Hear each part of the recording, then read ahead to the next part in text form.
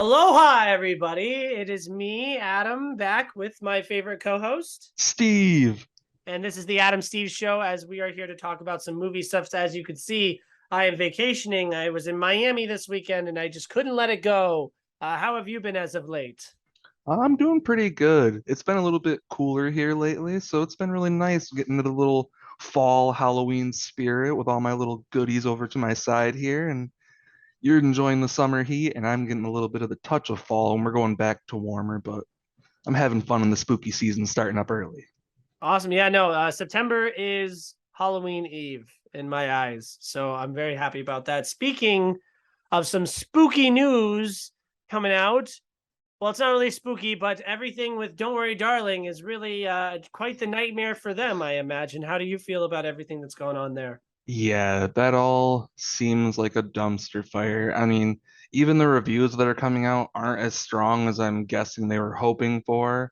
I still Mhm. have a lot of curiosity about the movie, but a lot of the stuff that's been coming out about Olivia Wilde kind of handling her cast doesn't seem to be the greatest. And yeah, it seems like there's a whole lot of drama that not a lot of people really know what's going on. So there's a lot of mystery that I think is just driving up a lot of people's interest in it. So I'm hopeful for a good movie coming out of it at least. I get to see it tomorrow, so I'm excited about that. But and it was one of my 10 most anticipated movies of the year. Do you believe in your heart of hearts that Harry Styles spit on Chris Pine? I don't. I mean, Mhm. the video looks very, very believable, but Harry Styles, I just don't see that guy doing that, especially like, but the funny part about it is in the video, it looks like Chris Pine is reacting as if someone did spit on him. Was like, I don't know what actually happened. So, I mean, the speculation is out there and it's understandable, but no, I really can't, I can't see Harry Styles doing something that devious on a with all of those cameras around. Just seems insane. Did you see the clip that was released from Don't Worry, Darling that exposes Harry Styles' poor American accent? I actually have not.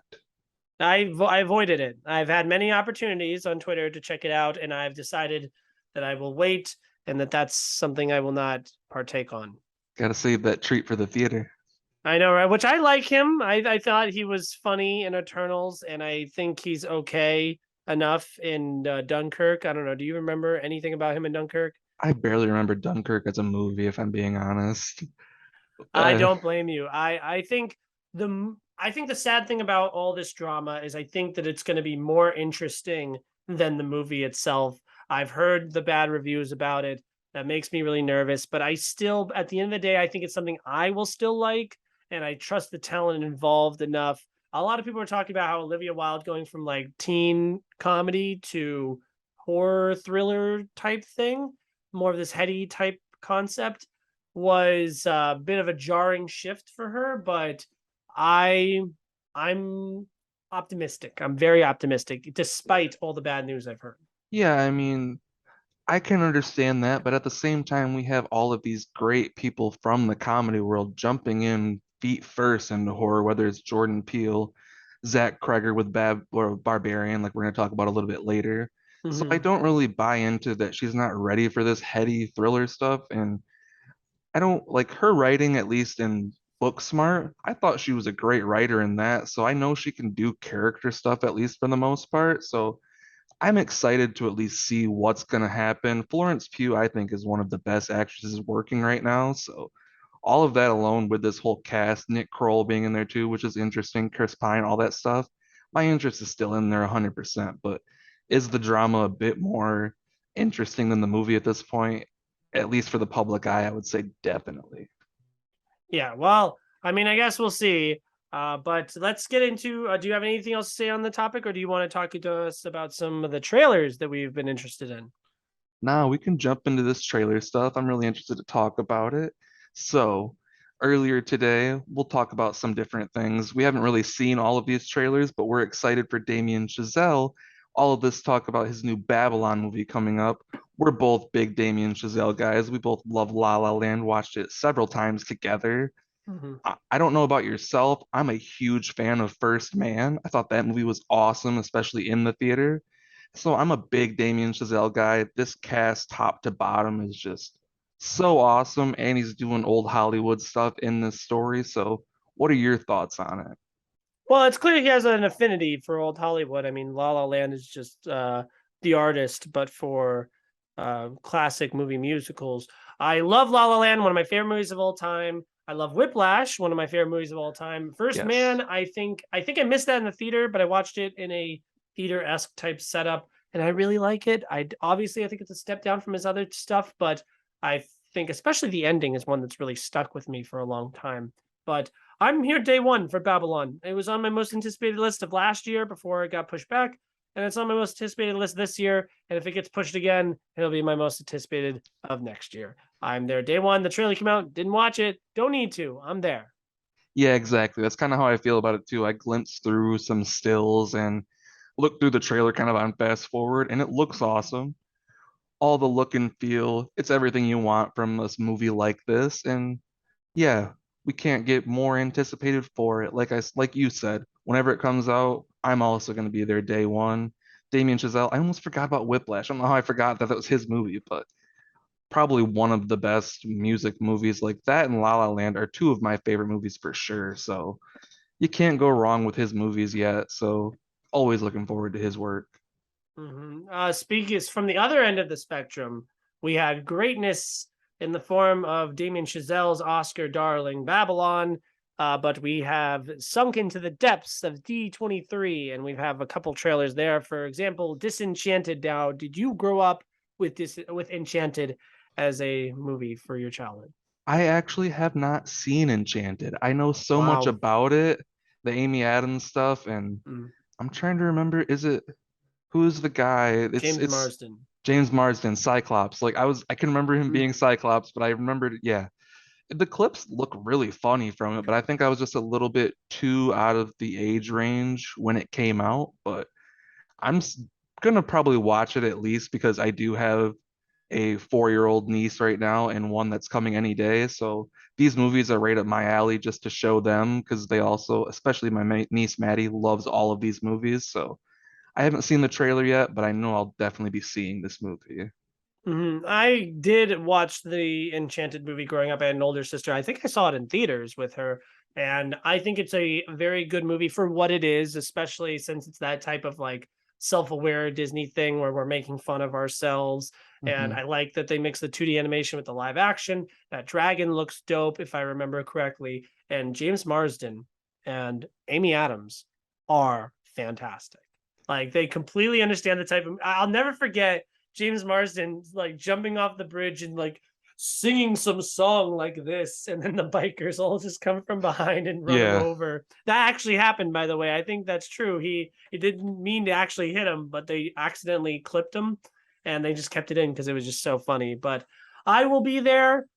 Maybe not day one, but like I'll be there. Yeah, like I said, it wouldn't be one that I'd probably check out right away if it was just me going, but since I have a niece that just has an affinity, especially to go to the theater, which I absolutely love, I will be there probably day one, at least whenever she's available to go. So I'll watch it in between again between now and Thanksgiving, and I'll give you a better recommendation. But for right now, I would say it's a 3 out of 5. There's some really good performances. There's some really cute ideas. sounds good. And then the other D23 trailer that's coming out is that came out was the 1 minute long teaser for The Little Mermaid.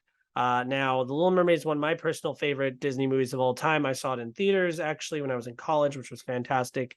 I'm holding actually, if I was a girl, I would have been named Ariel because my dad and sister loved The Little Mermaid so much, and we're all named A's. So, but I was generally against this movie just because I'm against all the Disney live action remakes, especially with a movie like Pinocchio coming out recently. The cast is not what bothers me at all. That seems to be bothering some ignorant people. I I I just have no issue with the casting. No, it's pretty ridiculous, especially when you see the other end of it being on TikTok, especially or on Twitter, actually. I've been seeing these TikToks kind of bundled up together of all these different children of color who are actually seeing their faces represented in it. So, from that aspect, I think it's honestly a beautiful thing that it's happening. Yes, is a remake kind of cheap and is it really necessary? No. But is it cool to have these people that are been wanting representation for so long finally getting it? It's awesome. And to see people freaking out about it so much, is it surprising? Unfortunately, it's not at this point when you see all this stuff about the different things when Obi-Wan came out and all these Hmm. different things when it comes to all these race things, especially around Disney movies, which is the craziest thing to think about too, of this wholesome, not the most wholesome company, but one that preaches family and inclusion, all these people freaking out when they do inclusion. It's really bizarre and weird, but unfortunately not at all surprising. See, it's interesting that you talk about your experience with this movie via social media. I haven't seen anybody talking about how they don't like that she's black. I've only seen people talk about being annoyed about people who are upset that she's black. I haven't seen any of the actual tweets about it because sometimes things like this happen and I don't even see the thing that people are mad about. I just see people being mad that some people have this opinion. I'm sure that there are people out there that are racist and they don't like it because she's black, but it's funny because you said you watched videos of kids of color watching the trailer. I've seen two videos of kids watching this trailer, and they're both little white girls. And the whole point was like they don't care. Yeah, They do not care at all. it is a new cartoon. That is what 90% of kids are seeing right now, and they are geeked. They want to go see it right away because it's something that, although they might not get into the older cartoons, so it might be a brand new story for this kid that's 5 years old and Mhm. doesn't care to go back and watch a movie from 30 years ago on Disney Plus. They want to see the newer animation, which is sad, but unfortunately is our reality. The same thing with like people make videos on the kill count, like I like to watch on YouTube. He makes videos about a movie that is in black and white. Nobody will watch it. But if he makes one about a movie that came out 2 years ago, it gets over 1 million views right away. Mhm. It's just like younger generations sometimes just don't want to go look back at old shit and they just need the same story with brand new animation and brand new people telling the story, which is fine, I guess, but does it get overdone, especially right now? Yeah. And the last thing I wanted to say about it was you brought up how it's nice to see people feel included, and that's great, and that really is great. It really is awesome and special. Like like, especially like what Black Panther came out, Captain Marvel came out. Obviously I'm just such a Marvel hound that obviously my two flagship examples are Marvel, but I I'm not what I'm not gonna do is pat Disney on the back and be like, "Oh, good job, Disney. You're so Yeah. good." No, I hate them. They're doing it on purpose just so that like people feel like they're doing something by watching the movie. You know what I mean? Like, oh, I'm supporting a cause by watching this like remake of the movie that's from forever ago. Like it's not no, you are not a patriot by Yeah. watching The Little Mermaid. If you are happy that you are included in Little Mermaid, that's great. And I'm happy. I don't want to take that from you. I just don't think Disney deserves any credit whatsoever because it's just money.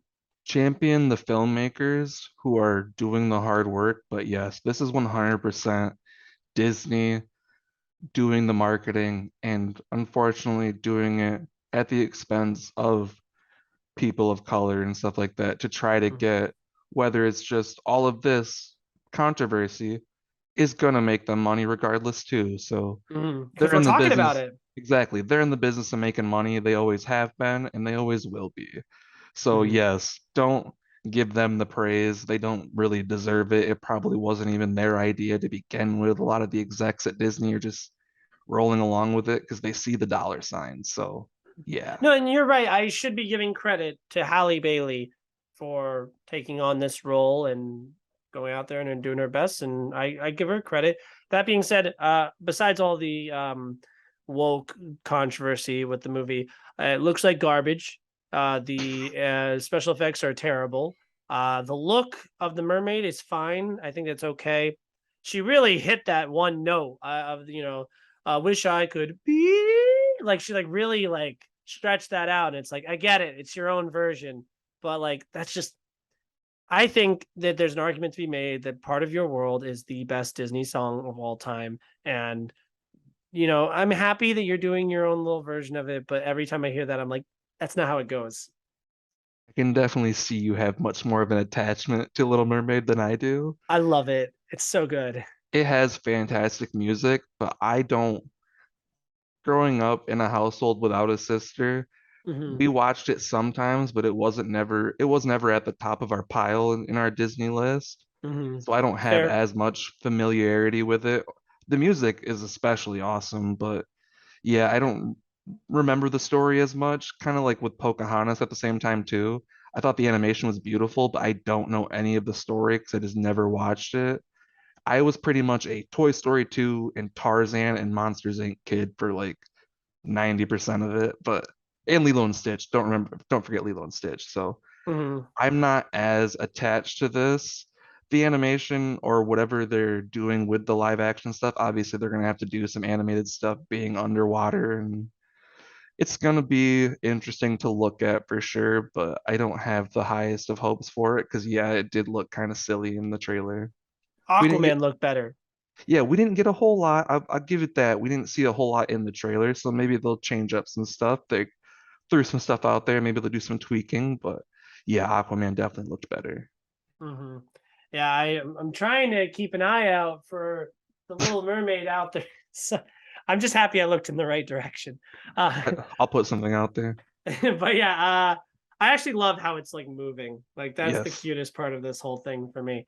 But yeah, so that's all I have on that one. Is there another trailer you want to talk about, or you want to move on to the Marvel news? We can jump into some Marvel stuff. We can talk about that group that they announced and all the people in it and see what our thoughts are about it. So, Mhm. what is the group called again? The I'm trying to The Thunderbolts. Thunderbolts, yes. So Mhm. I've actually had some experience reading Thunderbolts comics. I want to say the ones that I read actually had like the Punisher in charge of the group and a few other people that I'm not remembering right offhand. I want to say maybe even Red Hulk and a few different things, but the one that we got announced at D23 has Florence Pugh, who we talked about just a few minutes ago in our Don't Worry, Darling. She was at the center of this picture, being Yelena from Black Widow, and she showed up in she showed up in Hawkeye, right? The TV show. Yeah. And a few other familiar faces from honestly, it's mostly from the Marvel Disney Plus TV shows Mhm. because we have like Bucky Barnes back, obviously, and we have what is the character? Is he going by the Captain America pseudonym from I didn't watch Falcon? Captain Falcon and the Winter Soldier, so I Okay, don't know much about him. it's Wyatt Russell. I can't remember the character's name at the moment right now. I think it's Mhm. like Red. Is it Red Guardian? It's something like that. Yeah, and then the what's it called? I think Red Guardian. That's the Stranger Things guy. Yes, my bad. He is Red Guardian. I cannot remember his name, but regardless, Wyatt Russell. I love Wyatt Russell, so I'm excited to see him be in more Marvel stuff. I think that's cool. Kurt Russell's one of my favorite actors of all time, so it's always cool to see his son do stuff. But overall, I'm excited for it just because I like the different group stuff, and this is definitely not gonna be Avengers by any means. This is kind of like it's gonna lean into more of the comedy, especially with these characters being in it, I think. And the dynamic is definitely interesting in my opinion. So what are you thinking? So I'm new to this, so I'm going to be asking you a couple questions. First of all, you said this isn't an Avengers movie. My first question to that is, what month do you release this movie? Yeah, that's interesting. I could see it being a summer release, but at the same time, these aren't that familiar faces. I mean, you have Florence Pugh, but A I don't household know, name yet? she's not a household name, especially for a Marvel movie. Mhm. Like, she's not built, like, honestly, there aren't really characters built up like that at the moment when it comes to the Marvel stuff. So I think with the Marvel tag on it, you could still do a summer release, but that is an interesting question. I might even honestly do it like an early summer, like March or May, probably. They've done February. They have done the first week of April with Captain America and the Winter Soldier. Yep. They've done the first weekend in May or the last weekend in April. They've done July, like middle of July or end of July. Like Guardians was the end of August or the beginning of August. Beginning of And August, yeah. then Ant-Man the Wasp and Thor have come out in July, Hmm. and so is Black Widow, and then November seems to be the other date, like a Thanksgiving or second week in November. That's when Dark World came out, Eternals, and then actually September did see Shang-Chi, but I think that was an extraneous circumstance because that there was like four movies that year, and then No Way Home was a December release, but I think they're trying to avoid that from now on because they have the Avatar and the Star Wars stuff coming out then. Yeah, I wouldn't put it anywhere near the winter stuff for sure, because that seems to just be where they want to put their heavy hitters for the most part, especially when it comes to Disney. February sounds good. Fe- I would put them between February and May. Somewhere in there, I think is their best spot for something like this, because it's not gonna be it's gonna be heavy action for sure, but I think it's gonna be a lot of more goofy and funny, like especially when you have the David Harbour character and the Florence in there. And Sebastian Stan has his comedy chops in there as Bucky a lot too, and Mhm. I think I it's think it gonna would be an interesting dynamic for sure. So it would clean up in September if you Labor Day weekend because nothing comes out in September and it would really have the entire month to itself. I mean, Shang-Chi definitely beat expectations at the box office. But my next question for you would be, as someone who knows nothing about this team, when I first saw it, I was like, oh, I've seen the Suicide Squad. I don't need to see Marvel's version of the Suicide Squad. So, what is the difference between Thunderbolts and Suicide Squad? Educate me. other than it is quite a similar type of team build, but you're not gonna go as dark, I think. Like obviously with Marvel, but especially with them not being villains, they're kind of like they're all characters that kind of ride the line, honestly. They're not really the best heroes and they're not bad people. They're kind of almost, I wouldn't call them anti-hero either, because it's kind of like a Deadpool type of spot where you're kind of killing people and shit, but they definitely are going to ride that line. So it's going to be Suicide Squad PG-13 version, but I don't think it's going to be as bad as one would think when I say that statement.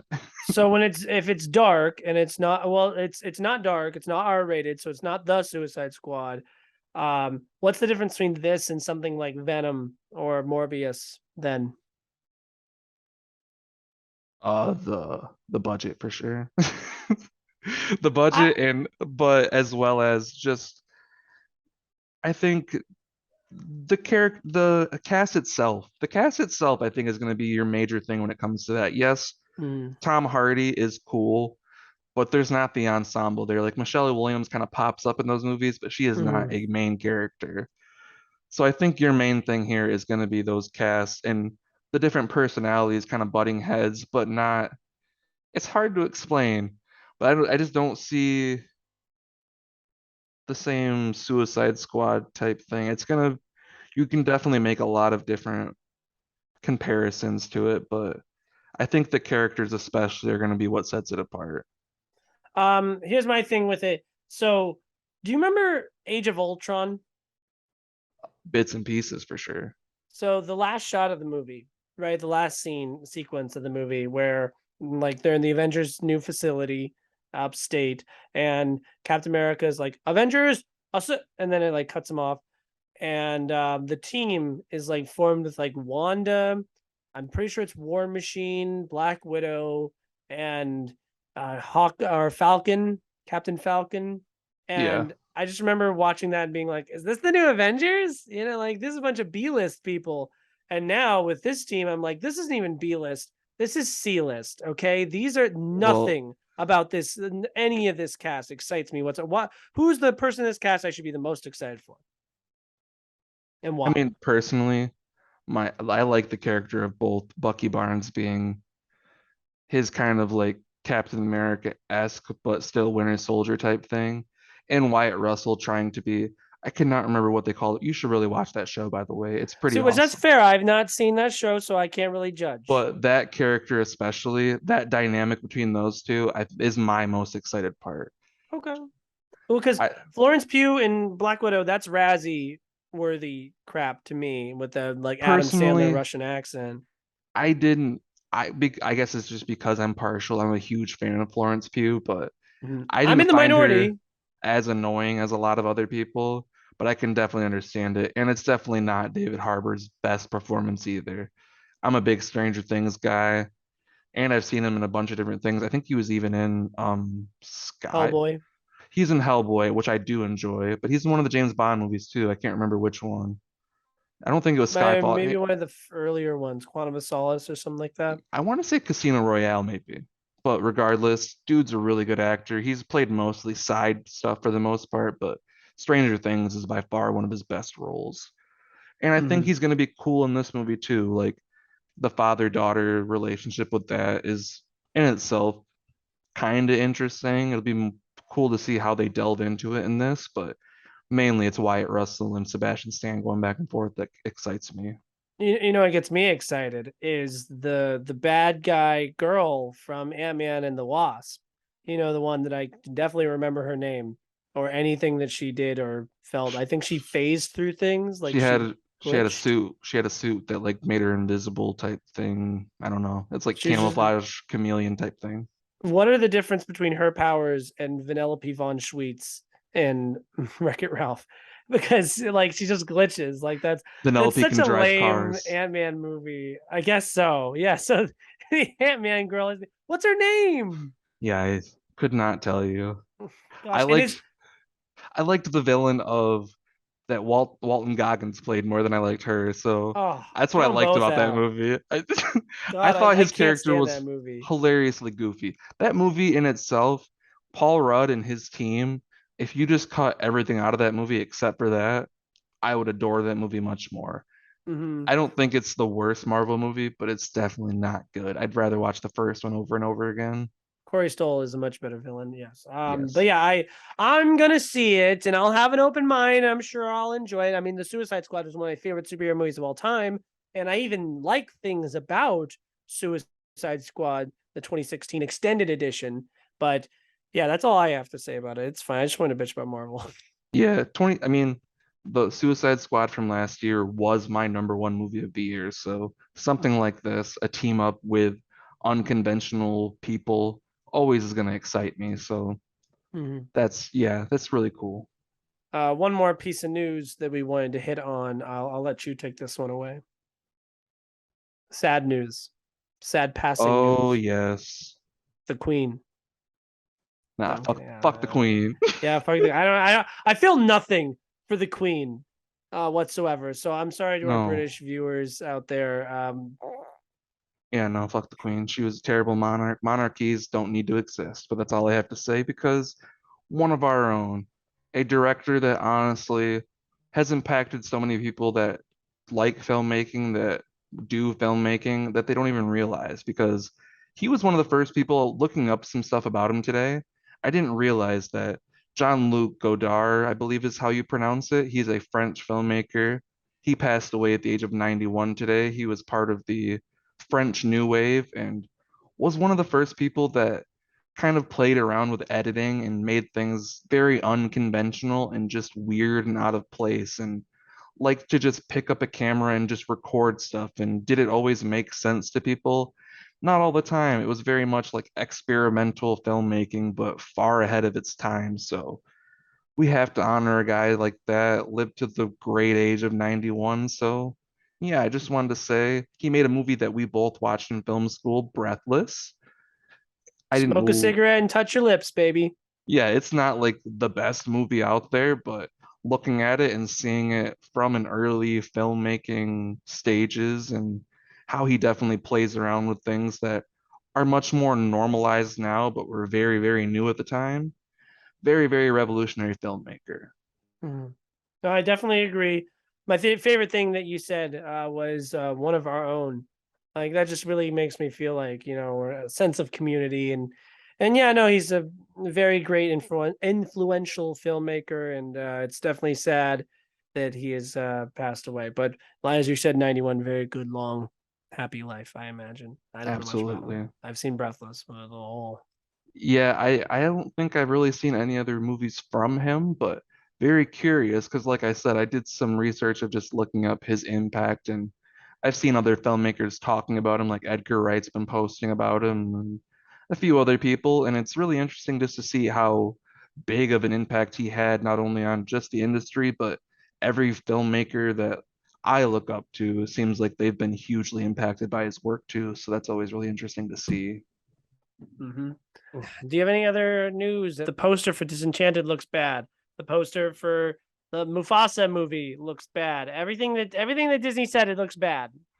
Well, I know you can't talk about it, but you saw Pearl already, and they announced today that there is going to be a third movie in this trilogy that is called Maxine with three X's, all big and capitalized for that porn stuff. So I haven't watched the trailer. I know you haven't watched it yet either, but I love X. It's definitely still in my top 10 of the year, and it's one of my favorite horror movies of the year for sure.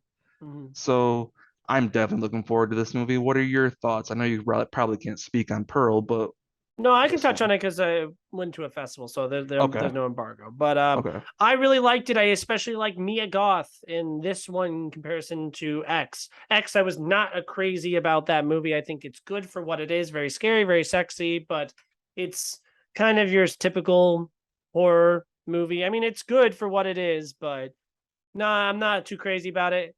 Pearl was a lot more opportunity for Mia Goth to flex her acting chops, and I really appreciate that. And a lot of the character work that's done in this was great, and especially after having seen X so recently and watching this, that was a great little transition. And I can't wait for Maxine. That sounds great because one thing that I felt about this one was it wasn't as scary and it wasn't as sexy.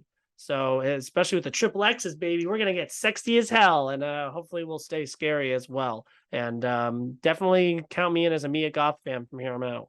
Same here, man. I love her so much.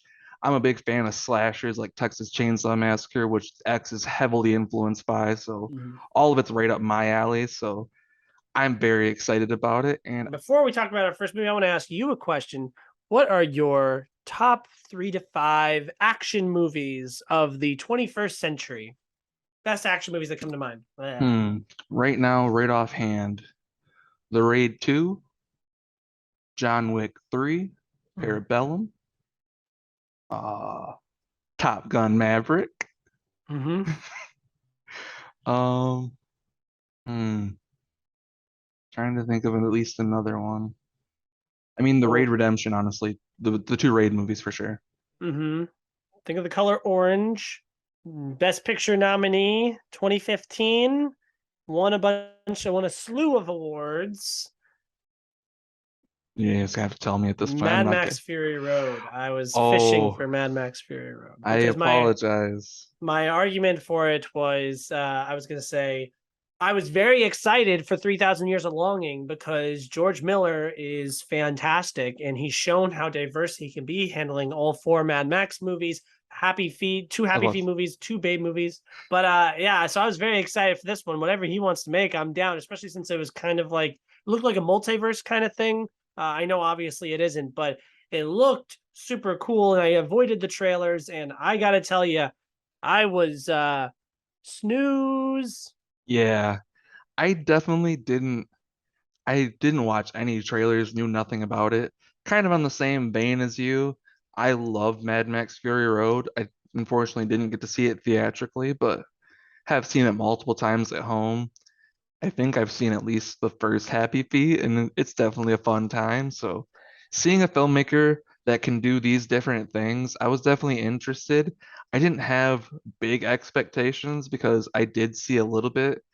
I think I saw like clips of the trailer, but nothing like story wise. I think I read a little bit before I went into the theater just to kind of see what this was I was walking into.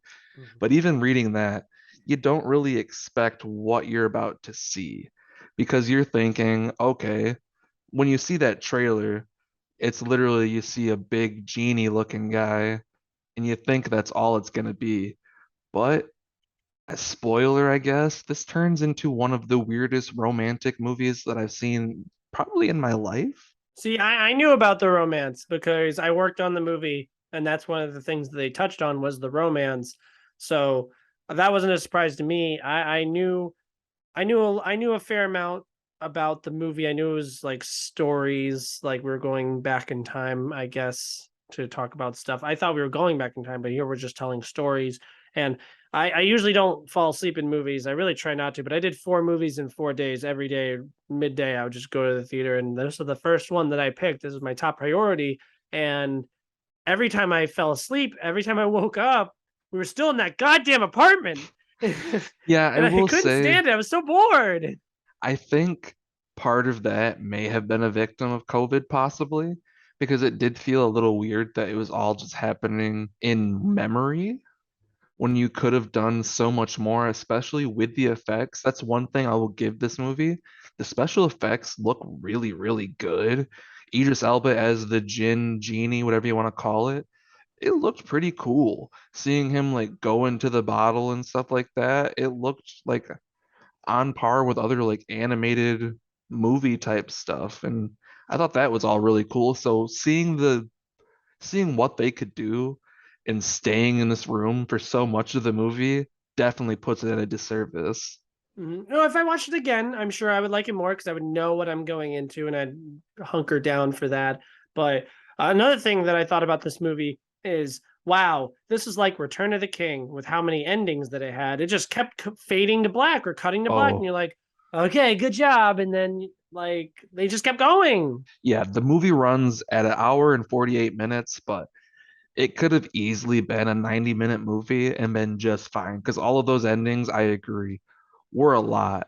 And the movie did feel very long, and I think maybe by design for them being in that room the whole time. And the performances are great, obviously. You have, like I said, you have Tilda Swinton and you have Idris Elba, both phenomenal actors and actresses for what they've been in, both iconic. And Tilda Swinton is known for doing some weirder things at times, but this movie just felt just out of place almost. Like we were saying in the beginning, George Miller is known for doing very different projects when it comes to the Mad Max stuff, Babe, Happy Feet. Like none of those movies are really like Babe and Happy Feet are kind of in the same vein, being family type movies, but this guy just goes all over the place. And I think this may have been he got a little too much off the leash, maybe, because it just got a little too far out there. It was cool to see him introduce the movie at the beginning. I don't know if you had that, but George Miller saying thank you for coming to see Mhm. this in the theater. That was pretty cool. Probably my favorite part of the movie. It wasn't that memorable either. Like I brought up the IMDb just to try to jog my memory a bit because it's nowhere near my top 10 of the year. I'm not gonna be thinking about it at that time of year. It's just a movie that came and went, unfortunately. Idris Elba and Tilda Swinton, like I said, great. They did just fine for what the movie is, but I don't think the movie was for us. Yeah, I definitely wasn't for me. I don't even have huge problems with it. It's just boring.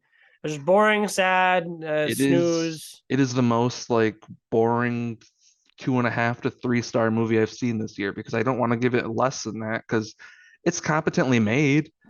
It just, like I said, it just wasn't a story that I really cared to see. I think I gave it 2 out of 5. Yeah, I did. I'm happy about it. Like good. No, we should have known. End of August, we should have known, right? Like I feel bad, but like a movie like this coming out in the end of August is just yeah. I have nothing else to say about it. 2 out of 5. If you want to take a nap, it's fantastic.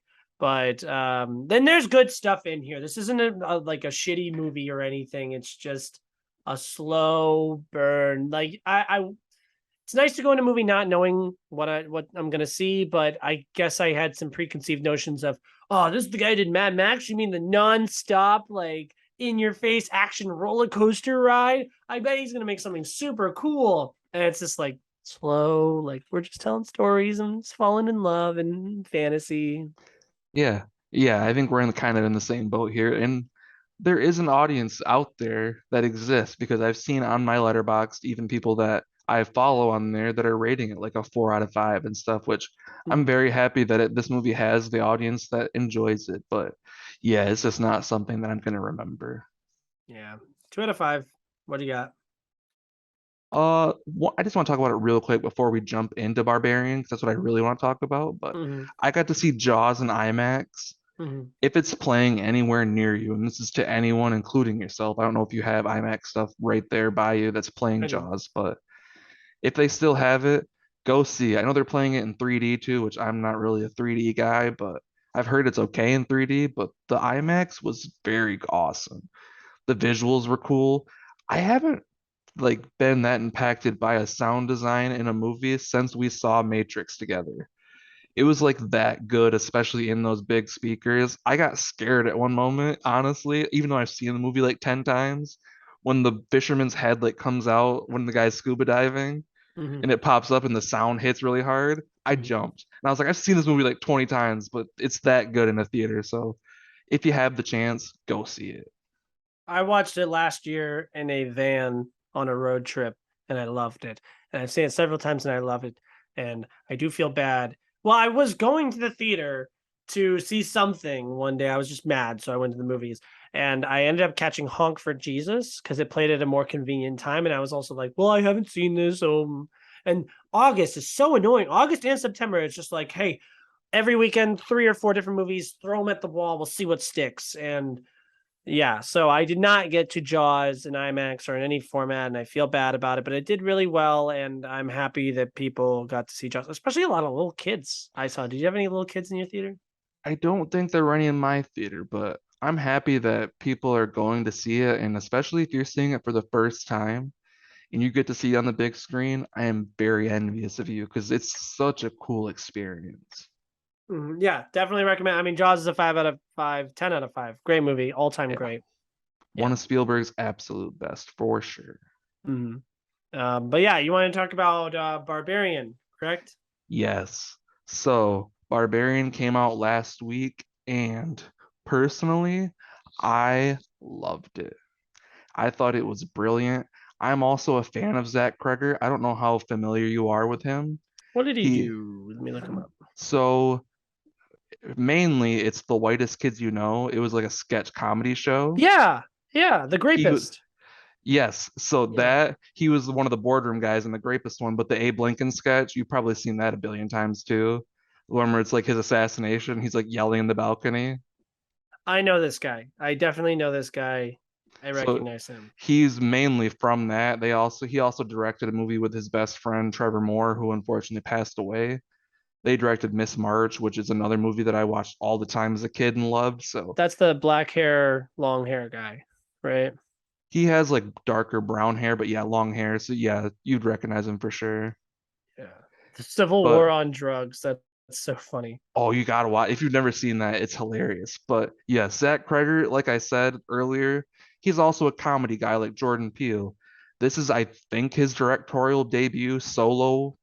directorial debut, because like I said, he did Miss March, but That looks funny. It's got a 5.0 on IMDb, which is not good, but that looks funny.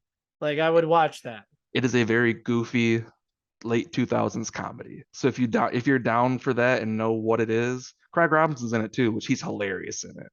Hmm. It's a very stupid comedy, but Zach Kreger, never really known him to be anywhere near horror, but he got into this. I was expecting a more horror comedy, which it's definitely in there, but the marketing for this movie, you might think you know what you're going in to see. You might think, oh, hey, this guy might be creepy that's in her Airbnb. You don't know what this movie is. Trust me. We can go into spoilers after a few minutes, I think, because I'd really like to hear your opinion on it. But Hmm.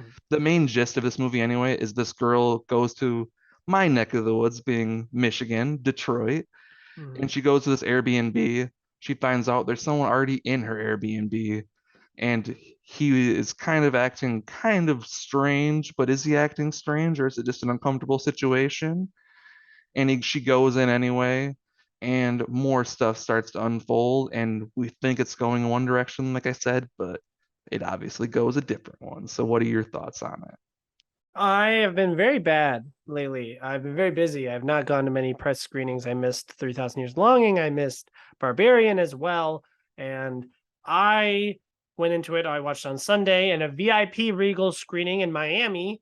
Uh, so my letterbox review was this movie blew me away or something like that. I said Yes. blue, like Giants blue, the 1-0 Giants that are undefeated so far this season. Blue Yes. Giants. But yeah, no, the screen was blue. Like even when it cut to black, like during the trailers, and sorry, I'm like yelling, like I'm mad. Because nothing ever happened. Yeah. Every time it cut to black, the screen was just like have this like Man, it's almost like Oh, diffusion, right? Like this blue yeah, diffusion over it. I And know. I know what you're talking about because that unfortunately happened to me at a Regal when I lived in Florida too. mhm. It was like a Was it weird, like, mine? yeah, it was actually. It was, I went and saw If Beale Street Could Talk, and it was like blue the entire time. And I thought it was part of the movie at first, and I was like, oh no, this definitely isn't it. So Hmm. yeah, but unfortunately, I am Yeah, very sad that that happened to you for this. it's fine. I'm not too. Well, I told the person about it, and there was like a security guy, and he came in, and he was like, I was like, it's blue, and he just like I'm an idiot, like what? So what? And it's like, what do you mean? So what? It's blue. It's It's not not supposed to supposed to be be. blue. Look at the poster. The poster's red. Okay, like, this is a horror movie. I don't want it to be blue. Yeah. And so, but whatever. I digress. I watched it in a pretty good condition, and I hadn't seen anything. I didn't even know what it was about. I knew the Airbnb thing. I knew Bill Skarsgård was in it, and I think I knew Justin Long was in it, but that was about it. So I didn't know what any of the general concept of this movie was besides two people are in an Airbnb. Um, Well, and that's pretty much what the marketing was. It was pretty much just that, and it kind of made you think that this is going to be like a thriller about Bill Skarsgård and this girl and what's going to happen. See, what sold me, besides the good word of mouth, I heard great word of mouth about this movie right from the get go. But what got me was the paranormal activity type trailers where it's just showing people reacting in a Hmm. movie theater to it. And I thought that was hilarious. So I was like, oh, I want to be them. I want to see this. But I thought it was very, very, very good. At no point in time did I have any idea what was going to happen in this movie or where it was going. I love that. I really like all these characters, and I was scared throughout.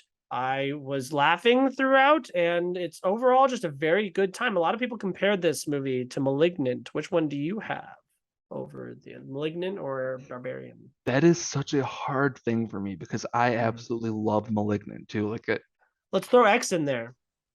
all right, that makes things more interesting too. Because I'm, like I Mm-hmm. said, I'm a huge James Wan guy too. So *Malignant*, the three of them, Because you said you loved X, so I I thought do. that'd be a good thing to So, throw in. spoiler, all three of them I've rated 5 out of 5. I love, absolutely love all three of them. Mm-hmm. But my ranking right now, it would be *Malignant*, then for rewatchability, I would say *Malignant*, *Barbarian*, and then X probably. I have the exact same order. And but I still absolutely adore X. There's nothing's bad about it. It's just, especially these first two, they know what they are, and it is very unconventional. And that's the Mm-hmm. best word for it. See, I'm gonna rewatch *Malignant*. I gave it a 4. I'm gonna rewatch it again. I'm probably because I'm gonna give it a 5. I want to give it a 5. I love James Wan. And then at 4, spoilers, I guess 4, I have *Barbarian*, 4-star movie, and then X is like a 3-star movie for me. So it is a very clear hierarchy for me. But no, that zany, like we're just trying to shock you and subvert your expectations. Sorry for you Last Jedi haters if that phrase bothers you, but yeah, I had a great time. I never knew what was happening when the character when the new character joins in. I was like, anything could happen.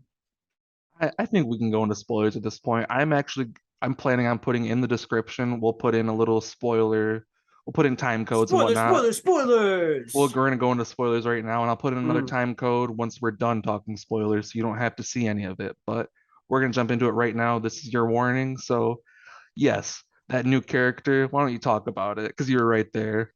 Justin Long. So, oh yeah, yeah, it was basically this setting. It was so funny because like shit just hits the fan, right? We're down Mm-hmm. here. What? Why is Bill Skarsgård like continuing to venture down here? Why isn't he answering? He crawls up and like his big eyes. I see Mm-hmm. Pennywise still, and that scared the crap out of me. That scared me more than Oh, anything else. so jumping a little bit back, the best part about this, like we were saying, it sets you up as that Bill Skarsgård is, honestly, it kind of sets it up as he's kind of this weirdo because he has the look, like you said, the creepy Pennywise eyes. His eyes are big, and he's acting kind of a Shady. stereo, like a stereotypical weirdo.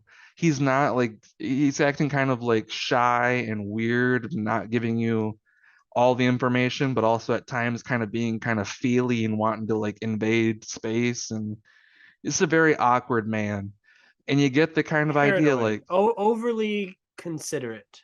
overly considerate, yeah, and just yeah, he's definitely hasn't interacted with women, it seems like that much. So he wants to be like overly chivalrous in a way too, to Hmm. the point where it's very uncomfortable. So it makes you think, oh shit, this guy's gonna be our bad guy. Hmm. But then as it unfolds more and he gets more into that chivalrous state more where he has to go find out what's going on and blah blah blah. And like we were saying, he goes down in these tunnels and this weird fucking lady comes out of nowhere and fucking just splashes his head on the wall and then it cuts hard to Justin Long. When that happened, Hmm. you could have heard a pin drop in the theater because it was just like Hmm. gasp. No one was expecting it and no one should expect it because that's what I'm saying about the marketing. Zach Kreger, I watched a little bit of an interview where he was talking about it, and it was actually Disney who, and Disney is a producer, obviously, because of this 20th Century Fox product. And Disney's idea was to not put anything about that lady in there whatsoever. It was just gonna be that is I Bill want to watch the Skarsgård the bad trailer guy? now. Yeah, definitely watch the trailer now that you've seen it because yeah, they it was just a hard punch to anybody that's seen anything. So if you go in blind without a trailer, still a hard punch. If you've seen trailers, marketing, posters, literally anything, you're not expecting this lady to come out and do the stuff that she does because it is so weird. Richard Brake, who I believe is the man who unfortunately is the main villain, if we're being completely honest when it comes to the story. He's the older man who unfortunately had all these babies and created this monster of a woman Hmm. who wants to have babies of her own. And Justin Long is unfortunately the victim of that for the most part. I put milk in my thumbnail for a reason for my YouTube video. Yeah, I hope you read that. My text was like, I was like, oh, oh. Yeah. So that was a few things. So I'll catch up on that. Yeah. Bill Skarsgård, yes, weird, but genuine, and that was a real person. I feel like that was a real person. So I really liked Yes. his performance. Yes, then we move on to the Barbarian lady. Terrifying, absolutely terrifying, disgusting. So tall and like just Yeah. exposed. I want to know more about the practical effects, especially because they're definitely here, and all of like her especially looked so damn creepy. And yeah, she's gonna be in my head for a long time. Hmm. And then what's it called? So we cut to Justin Long Hmm. and I hate him. I hate him so Yes, much, but that's what made it so satisfying that he is like the main victim. Oh my gosh, the not the nipple. What is it on a sippy cup? What is it it is. called? It is a nipple on a sippy cup. Yeah. Yeah, oh my the hair. Oh god, Yes. I wanted to die. He is so Mm. gross. But it But was ironic that the sexual abuser got sexually abused. So that was ex very satisfying. yes, it was so awesome. Justin Long, big kudos to his performance. It was so good. It reminded me, I don't know if you've seen Tusk, the Kevin Smith movie that is No, also a horror movie. I need to. Justin Long also plays a very villainous and just downright evil guy in that too. So you could kind of see tinges of that, but this movie especially, he dives deep into that. You hate him right away. You know exactly who he is and the kind of stereotypes they're showing off for this, and Mhm. you get your justice for him though, because yes, he gets that nipple right into his mouth and he gets treated like a fucking baby, like he deserves, because he's the Mhm. worst person you could think of. And he He was real. hurts He felt like a real, genuine person. and he hurts people. And the best part about it is at the fucking ending, when the girl literally he throws her off the fucking thing and then immediately is like, "Look, I saved you." No, bitch, you saved yourself, and automatically Mhm. the lady saved her. Or when the barbarian jumps out, that is the Yeah, funniest thing. I loved it so much because that kind of stuff, it could have been played more for laughs, but it wasn't. And it was definitely goofy looking, but it was played like Malignant was. It Mhm. was goofy looking, but it was not a comedic moment. Mhm. Which Malignant, I just on a little tangent here. Malignant is Mhm. like a giallo Italian movie, so if you Mhm. know more about that, it's more enjoyable. But this one, yeah, the ending was crazy because yeah, Justin Long does not make it to the ending. Let's just say that. Mhm. Sorry, I was looking up the box office just because I wanted to talk, especially since we brought up Malignant. This made $11.5 million opening weekend off of a $10.5 million budget. Very good Beautiful. opening. And I think word of mouth will definitely, especially since we're halfway through a Halloween Eve, I'm sure this will carry on until October. And I'm really excited for see what this does because, well, Malignant didn't do very well because the HBO Max thing. So I really hope that stuff like Yeah. this catches steam because this is the type of like fun, exciting horror thriller comedy that people love to go see. Yeah, and I'm hoping it will. I'm going to be championing it 100%. Unfortunately, Malignant was, I think, also a victim of late stages of the pandemic still, Yeah. because I didn't get to see it theatrically either, but I watched Mhm. it a ton on HBO Max, and that's where it became my favorite. And yeah, I'm happy that this, like you said, this already is exceeding its budget, which is amazing. I hope people go out there. If you're seeing this, we're done talking spoilers, I think. I'm gonna cut it right here. Well, wait. One thing I wanted to say about it Okay. is very satisfying at the end, especially since, like, in people complain about in horror movies, characters make stupid decisions. Her stupid decision is going back for Justin Long, especially since we know how bad of a person he is. But that decision is informed by the entire first act of the movie, where she's like, "Oh, I'm super suspicious of Bill Skarsgård, but it turns out he's this really awesome guy, and he died because I didn't trust him. I mean, he Mm-hmm. was wrong because he was like, let's go this way because she's that way, and the way he wants to go is the way the Barbarian is." But still, I understand where she's coming from in her thought process and emotionally where she's at. So I thought that that was well developed. Yeah, unfortunately, I made a mistake in my review where I said that character motivations didn't make sense because I agree with you. I didn't think about that. She definitely, because yeah, at the beginning, she definitely did not trust Bill. And then she learned that maybe she should trust more. And then unfortunately, she's trusting the wrong person. So the character definitely makes sense. And that's just so speaking to what Zach Kreger did here. The writing is great. All of the acting is great. The music in here, I personally really liked. The sound design, the creature stuff, everything in here looks so, so good. And it makes for a very fun viewing experience. So if you're thinking about seeing it and you haven't seen it yet, go check it out on our recommendation. He's giving it a 4 out of 5. I give it a 5 out of 5. Go see it in the theater, especially because a A movie like very this, good, the best 4 out of 5 of the year, probably. exactly, a movie like this deserves to be seen in the theater. Everyone bitches about how there's no original movies out there. This is one of them. Go see it so it gets the money and it gets the attention that it deserves because you won't get more original movies. You'll just get the same Marvel or Disney stuff over and over again if you don't go see this, even though I know it's a Disney movie too. Yeah, my biggest problem, I guess I would say, is I don't think everything connected as much as in the end. Like it wasn't neatly tied up in a little bow, because like the whole them being in the Airbnb together at the same time, that never really like mattered. And then the door opening, the door kept opening on its own, and I'm like, well, it's not ghosts, we know that. So like, how was that happening? Why was that happening? I feel like that wasn't explained. Sorry if Yeah, that's a spoilery thing that I didn't talk about then, no, but yeah, I can you answer either of those things? no, actually, I'm curious. That is a good question. I definitely saw it, at least during the movie, as more supernatural, but it was never explained. So I know there was like weird, like maybe there was ropes that she might have been pulling, like the ropes down in the basement for the hallway rope down there for that doorway. Maybe she Mm-hmm. has ropes for those doors. Who knows? Mm-hmm. It's a good question, though. It's very valid. So there are definitely some questions, and the ending was a bit abrupt. It's not abnormal for horror movies, especially this kind of horror movie, for an ending like that, but there's definitely answers that I hope they don't try to answer in a sequel because it doesn't need it. I think it's just fine on its own.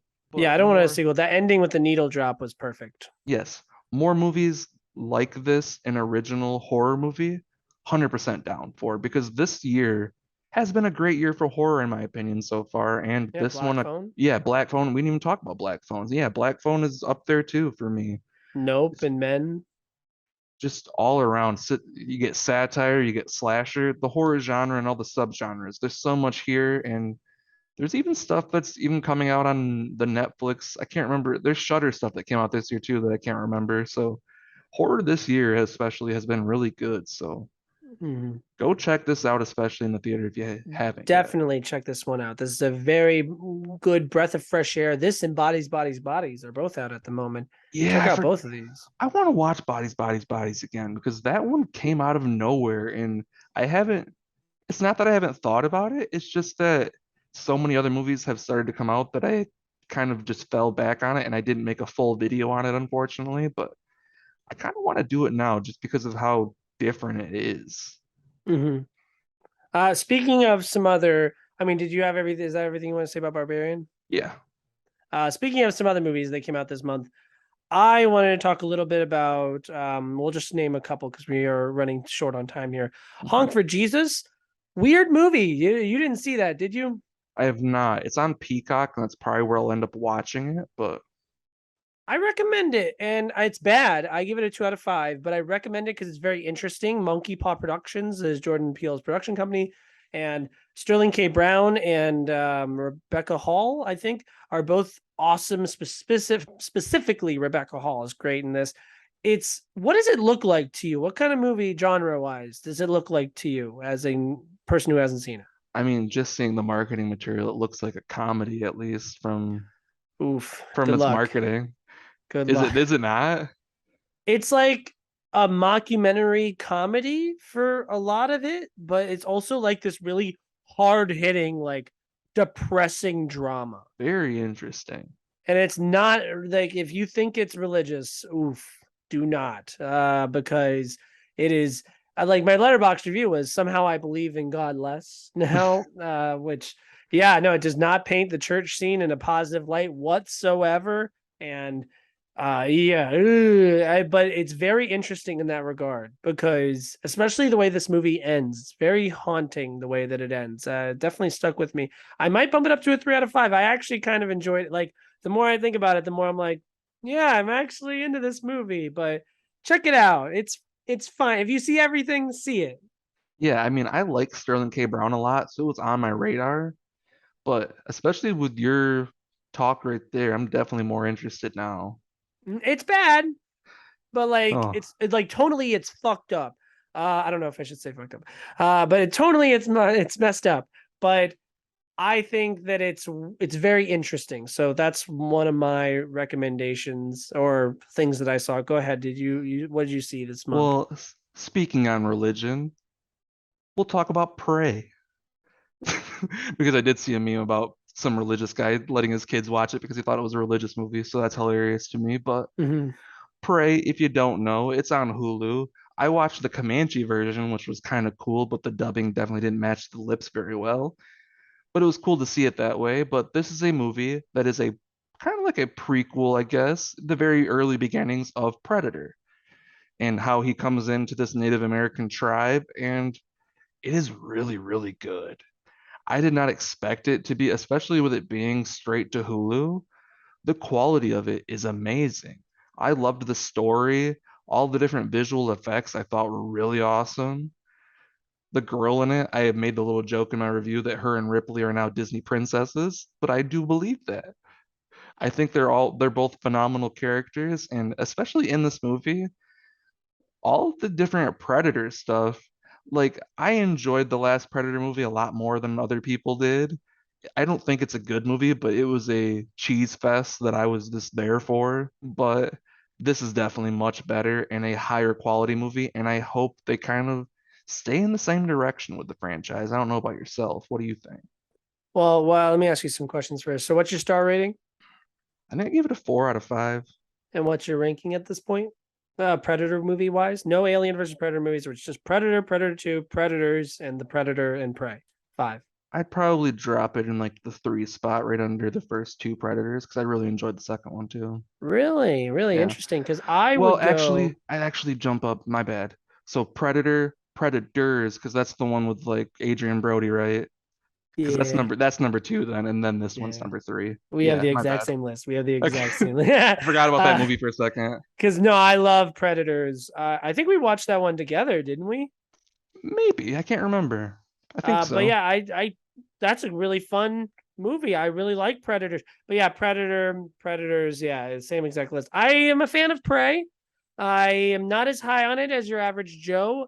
You brought up the Comanche version. I think that that is a stunt by Disney to try to be like, hey, look how inclusive we are. But like, it's like the lips don't match. I'm never gonna watch it like that because the lips It's don't cool. match up. And like, no, I appreciate the effort, but it's like just film it with the Comanche. Like you're not Yeah, gonna make money anyway. Just put it on there. that would have been I cool. I felt like that was that's just a stunt so they could be like, hey, look how inclusive we are. But if someone is happy about that, then great. I'm very happy that they're happy and sure. But the Predator special effects, you brought up the visual effects, perfect. Practical effects, wow, gorgeous. I'm not as big of a fan of the main girl as everyone else is. I think she was fine. I didn't think anyone else is very good either. It's a very simple, bare bones movie. I'm a fan of the director from 10 Cloverfield Lane, so I'm happy for him. Hmm. I don't want to see any more of these. I think it's a very good for what it is. Nice little snapshot. What if a predator fought a Native American? Well, I meant it more as in like that idea, but jumping around different time periods. Yes. I had this idea with my brother earlier. I was like, what if he goes and fights like an ancient samurai, or what if he goes Mhm. and fights like like a fucking Nazi or some shit in World War II? Just That's why you crazy like stuff like Predator that. too, huh? Because it's just like, what if future cop? It was goofy and I had fun watching it. I don't know. Mhm. No, it's fine. I think it's okay. I definitely have it as definitely the second to worst Predator movie, but I recently rewatched it. It's just a little problematic in some areas, Yeah, but 4 out of 5. Very good, very good. Like I don't have absolutely. much to say about it because it's a very simple movie. You know exactly how it's gonna end before it even starts because she wants to be a hunter. She's gonna come home with you know what's gonna happen. Hmm. Mhm. Also, I just want to throw it in right here real quick. I finally watched Lightyear. It was really fun. It wasn't like the best movie ever, but it was a pretty cool idea. I watched it, I think a couple days ago now. All the animation by far was the best part of it, and the voice cast was really cool, but I don't understand why everyone was so upset about it. Yes, is it a bit long for a kids movie? That was my main thing with it. I think it was just a bit too long if you're trying to shoot for that kid audience, but overall, I think it was pretty fun. I love it more than your average Joe. I saw it in the perfect conditions. It was the first press screening I had in the RPX. And I had the back section, front row. Nobody in my row. Everyone was really good, and yeah, a lot of Interstellar, a lot of Alien, and I really appreciate that. I like how sad it gets. Like when we keep showing him going on his mission and coming Hmm. back, like depressing stuff. And I really wondered how they were going to handle the whole Toy Story 2, like Luca, I'm your father type thing they did with the Zurg. And I really like how they handled that. Yes. I'm at a 5 out of 5. I'm sorry. I gave it a four or like a 3.5 to a four. I didn't really, I don't, that's kind of where my kids' movies kind of go unless they're like my favorite thing ever. But Mhm. it's very fun and I can definitely see myself going back and watching it. Toy Story 2 is definitely my favorite still when it comes to Toy Story stuff and can't really ever beat it. But this was a really fun movie. Yeah, I'm an animation hound. If I rewatched again, I'd probably give it a 4 out of 5, which I will by the end of the year. But I really liked it. I'm an animation hound. Oh, and do you have anything else you want to talk about? We have less than a minute. Nope, I think we can wrap it up here. So that's it for today, everybody. Check out all of our channels. I have a Jaws video coming out soon that I have to finish editing. I'm sure Mhm. you got some stuff coming down the line too. I'm trying my best. Watch Emily the Criminal. Watch Orphan First Kill. Don't watch Pinocchio or Me Time. Me Time's my least favorite movie of the year. Can you believe that? I can because I don't plan on watching it. I might still watch it just because you said it was so bad, but gotta watch all those things like Orphan and Emily and all those kind of things. But that's it for everything, guys. Go subscribe to our channel, subscribe to this channel, comment anything you want us to let us know about all the movies we talked about today. And And go to yeah, the movies. woo!